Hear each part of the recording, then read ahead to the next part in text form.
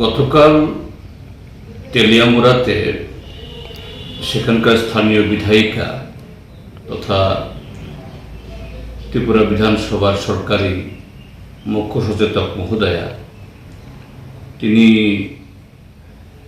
মহকুমা স্বাস্থ্য আধিকারিক তার সাথে যে ব্যবহার করেছেন ইতিমধ্যে সমাজের মাধ্যমে তা ভাইরাল হয়েছে।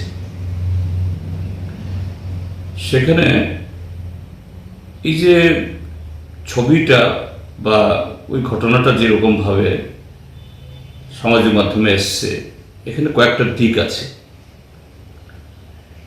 প্রথমটা হলো, এটা শুধু তেলিয়ামুড়া কেন, মাননীয় বিধায়িকা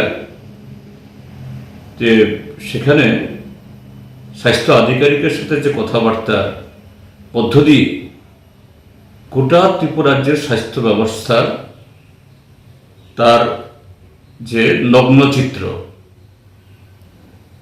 এটা শুধু আধিকারিকদের উপর দোষারোপ করে লাভ নেই। সেখানে রাজ্যের মধ্যে প্রথমত হলো স্বাস্থ্যকর্মীর অভাব,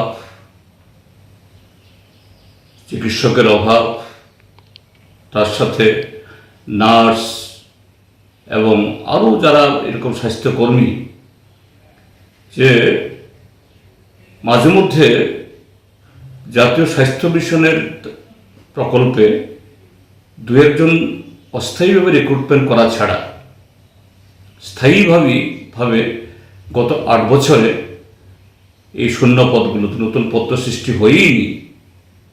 সেখানে বহু পদের যে শূন্য পদে রয়েছে নিয়োগ হয়নি। তো স্বাভাবিকভাবেই সেখানে গোটা স্বাস্থ্য ব্যবস্থা একেবারে উপরতলা থেকে নিচুতলার মধ্যে স্বাস্থ্যকর্মীর অপ্রতুলতা, এই ক্ষেত্রেতে এই পরিষেবার যে একটা এই অবস্থা, এটা মাননীয় বিধায়িকার মুখ দিয়ে বেরিয়েছেন, আমার নতুন করে বলতে হবে না। এটা একটা দিক। দ্বিতীয় দিক হলো, কোনো আধিকারিক যদি তার এই কি বলে মানে ভূমিকার কারণে পরিষেবা ক্ষুণ্ণ হয়, পুরো ব্যবস্থা সেখানে ভেঙে পড়ে, অবশ্যই আধিকারিককে বলতে হবে। কিন্তু সে বলার ক্ষেত্রেতেও একজন জনপ্রতিনিধি এটা যতটুকু না প্রচার আসার জন্য, যতটুকু না নিজেকে সেখানে শো অফ করার জন্য, তার চেয়ে আরও অন্যভাবে তিনি বিধায়িকা শাসক দলের, তিনি চাইলে ঊর্ধ্বতন কোনো আধিকারিককে নিয়ে সেখানে একটা রিভিউ মিটিং করাতে পারতেন এবং সেই জায়গায় সেখানে আরও তীব্রভাবে কেন এই কোনো একটা হসপিটাল বা কোনো একটা মহকুমাতে এরকম একটা এই অব্যবস্থা এবং তার সুরাহার কি পদক্ষেপ হওয়া যেতে পারে, এগুলি আসতে পারতেন। কিন্তু এখানে দেখা গেছে এটা যতটুকু না এই অবস্থা এর সুরাহার জন্য তার উদ্যোগ, তার চেয়ে বেশি হলো এই দিন গড়িয়ে যাচ্ছে, আর একটা বিধানসভা নির্বাচনের তারিখ দ্রুত ঘনিয়ে আসছে, কাজে তার আগে নিজেকে জাহির করতে হবে, এটাই বোধহয় বেশি হয়েছে। এটা না করলেই তিনি পারতেন।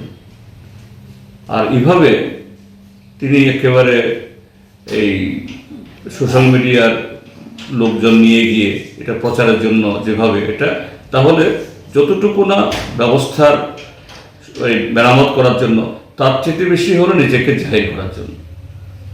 এটা না করলে তিনি পারতেন।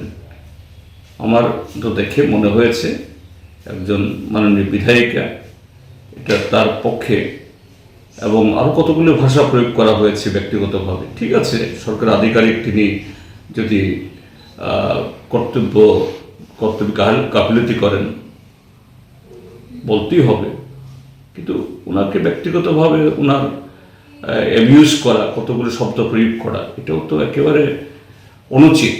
এটা হওয়া উচিত না। এতে ওই কর্মচারী যিনি কাজে কর্মে নিষ্ঠাবান নন তাকে শুধরানোর চাইতে আরও বেশি বিগড়ানো হবে, এগুলা না হলে ভালো হতো।